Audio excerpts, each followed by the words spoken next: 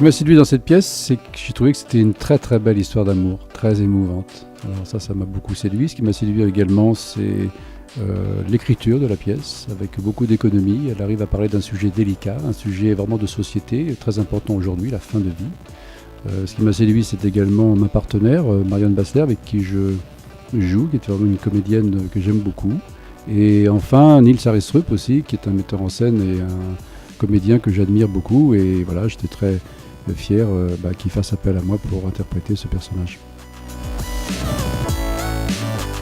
On ne vit pas sans amour, donc l'amour a toujours inspiré les poètes, les gens qui ont écrit pour le théâtre, les romanciers. Et donc, oui, il y a une foultitude de sujets. Je pense que si on touche à l'âme humaine, à cette nécessité des êtres de se rapprocher les uns des autres, de s'aimer.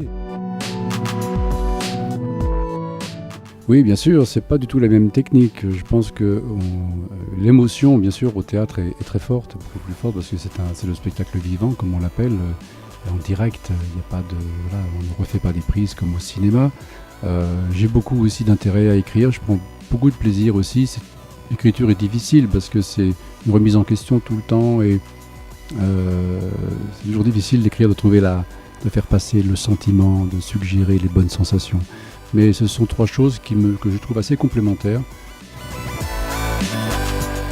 Il y a des choses très intéressantes dans le privé, des choses intéressantes dans le public, et inversement, il y a des choses aussi qui n'ont pas beaucoup d'intérêt dans le public. Donc je pense que l'intérêt pour les comédiens, le metteur en scène, c'est surtout le texte. Il y a une exposition qui vient de commencer il n'y a pas très longtemps, qui est au Perchoir, qui est un restaurant dans le 11e arrondissement. Des jeunes artistes qui sortent des Beaux-Arts viennent de créer un lieu qui s'appelle La Base. Ils exposent depuis une semaine leurs œuvres. C'est vraiment très intéressant. Ce sont des artistes, je pense, qui ont beaucoup d'avenir devant eux.